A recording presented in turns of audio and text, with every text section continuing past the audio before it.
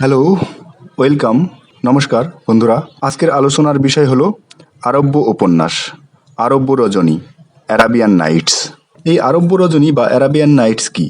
It is a collection of Middle Eastern folk tales compiled in Islamic Golden Age. আরব্য রজনীর printed addition প্রকাশিত হয় 1775 সালে। এই অ্যান্থোলজির মধ্যে 1001 রাতের গল্প আছে। এতে গল্পের মধ্যে আবার গল্প পরিলক্ষিত হয়, গল্পের মধ্যে গল্প। এই অ্যান্থোলজির মধ্যে যে সমস্ত গল্প রয়েছে তার মধ্যে উল্লেখযোগ্য হলো আলাদিনের মায়ার প্রদীপ, আলিবাবা এবং 40 চোর, সিন্দবাদ, কুমোর এবং 3 রমণী, জেলে এবং জিন এবং আরও অনেক। গল্পের মধ্যে গল্প এই ব্যাপারটিকে ইংলিশে বলা হয় ফ্রেম স্টোরি। আরব্য রজনীর মধ্যে ফ্রেম স্টোরি আমরা দেখতে পাবো। গল্পটা শুরু হচ্ছে এইভাবে। পারস্যের শাহরিয়র নামে একজন সুলতান ছিলেন। এই সুলতান একবার বুঝেছিলেন যে নারীরা অসৎ হয়। তার ভাইয়ের বউ ছিল অসৎ, অবিশ্বাসী। তার নিজের বউ ছিল আরও অসৎ এবং সে তার বউকে হত্যা করেছিল। সে চেয়েছিল যে তার বউ তার সাথে অন্যায় অবিশ্বাসের কাজ করার আগেই তাকে মেরে দেবেন এবং তিনি মেরে দেন।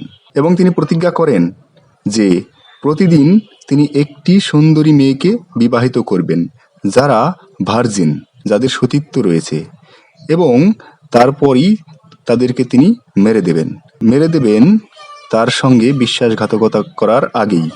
বিশ্বাসঘাতকতা করার সুযোগ তিনি দেবেন না। তিনি উজিরকে ডেকে সেই দিনই এই ব্যবস্থা করতে বললেন।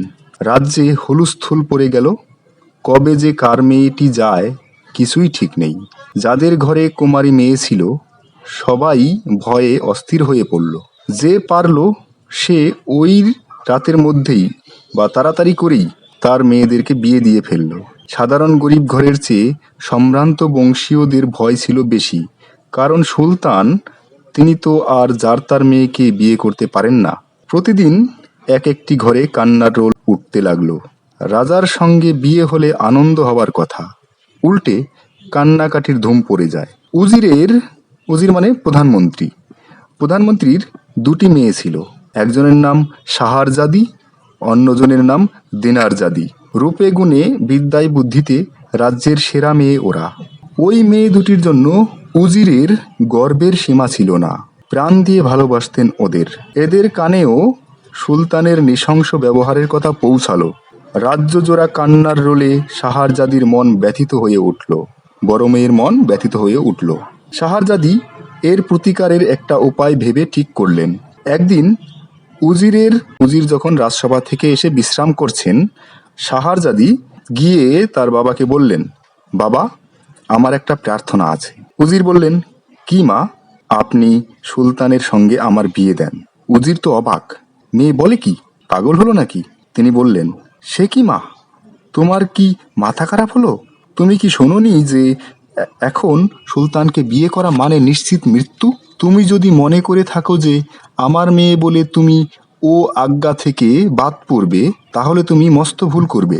মেয়ে একটু মিষ্টি হেসে বললেন, আমি তো সবই জানি বাবা, জেনেই যাচ্ছি। উজির আরও অবাক হয়ে কি একটা বলতে যাচ্ছিলেন, বাধা দিয়ে শাহারজাদি বললেন, আপনি কিছু ভাববেন না বাবা, এ নৃশংস হত্যাস্রোত আমি বন্ধ করব। উজির বললেন, তুমি মেয়ে ছেলে, তো তোমার তো অল্প বয়স, তুমি এখনো সুলতানকে চেনোনি, তাই এমন কথা বলছো। সুলতানের মন ফেরানো অসম্ভব। রাজ্যের সমস্ত লোক যা পারল না তাই পারবার ভরসা তুমি রাখো? মেয়ে কিন্তু অটল। সে জেদ ধরলে, সে বলল সে যাবেই। সে সুলতানের এই আদেশ প্রত্যাহার করাতে পারবেই। উজির ক্রমশ ক্রুদ্ধ হয়ে উঠলেন। তিনি বললেন, দেখো, ভবিষ্যৎ ভেবে কাজ না করে সেই গাধার যা দুর্দশা হয়েছিল তোমারও তাই হবে। এই বলে তিনি মেয়ের চোখ ফোটানোর জন্য গাধার গল্পটি তাকে বললেন। গল্পটা এইরকম। এক সওদাগরের এক গাধা ছিল আর একটা বলদ ছিল। একদিন তিনি খোয়ারের পাশ দিয়ে যেতে যেতে শুনলেন যে বলদটা গাধাকে বলছে, ভাই, তুমি কেমন সুখে আছো হে? কাজ তো তোমার নেই বললেই হয়, তাছাড়া খাবারও তুমি ভালো ভালো পাও। কিন্তু আমাকে সমস্ত দিন হাড়ভাঙা পরিশ্রম করতে হয় মাঠে, খেতে পাই 4টি ভুসি। গাধা বললে, তুমি যেমন বোকা, বিনা প্রতিবাদে দুর্ব্যবহার মেনে নাও কেন? তোমায় আজ যখন খাবার দেবে তা তুমি খবরদার খেও না, এবং কাল মাঠে নিয়ে যাবার জন্য এলে তুমি মাথা নাড়াতে থাকবে আর বিকট গর্জন করবে। দেখো দেখি সুফল হয় কিনা।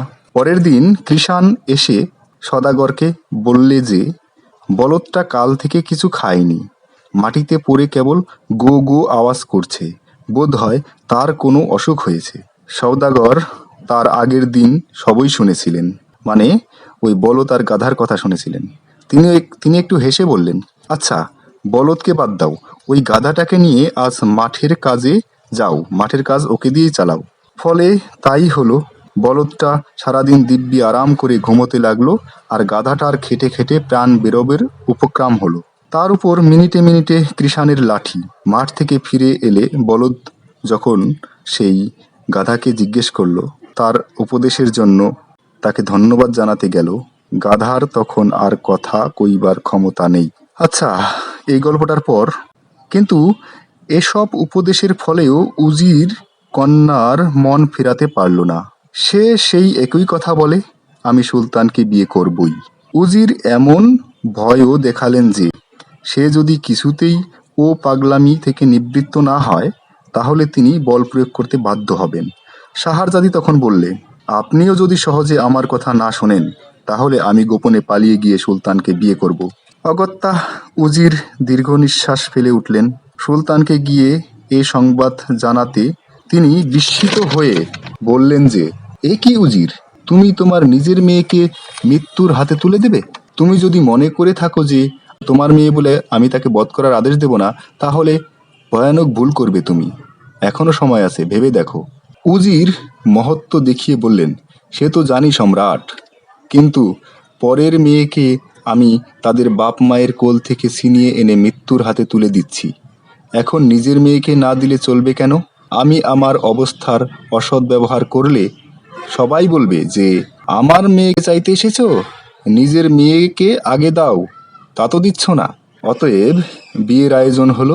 সুলতানের প্রাসাদে যাবার আগে শাহারজাদি তার বোনকে চুপি চুপি কি সব বলে গেলেন। বোনও ঘাড় নেড়ে সম্মতি জানালো।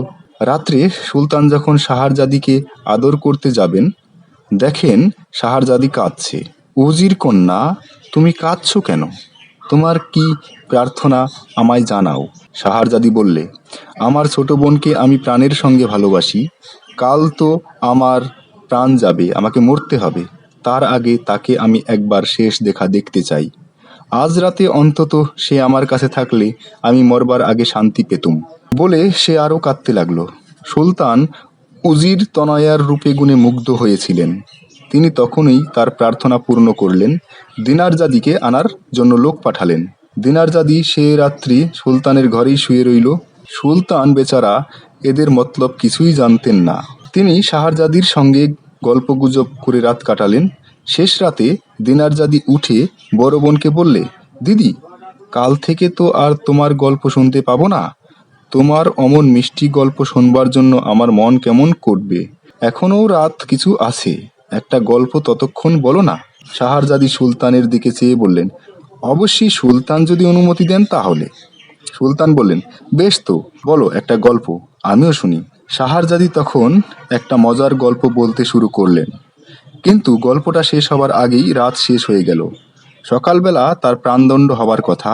সুলতান কিন্তু আগের রাতের গল্পটার শেষ পর্যন্ত শুনবার জন্য এত উৎসুক ছিলেন যে তিনি কিছুতেই সেদিন তার প্রাণদণ্ডের আদেশ দিতে পারলেন না। ভাবলেন, আজকে ওই গল্পটা শুনে নিয়ে কাল প্রাণদণ্ড দিলেই হবে।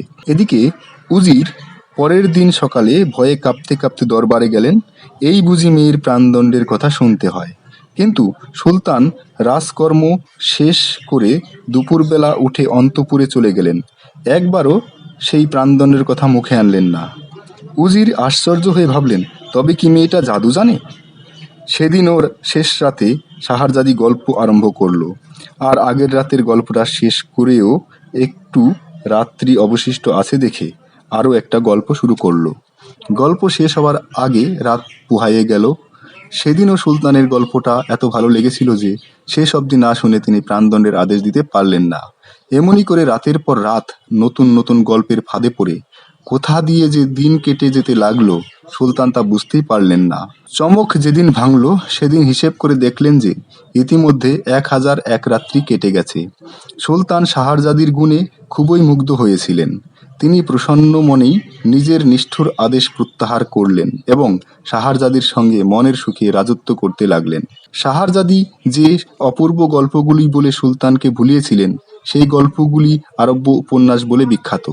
অর্থাৎ এই আরব্য রজনীর যে কথক, যে ন্যারেটর, সে হচ্ছে শাহরজাদি।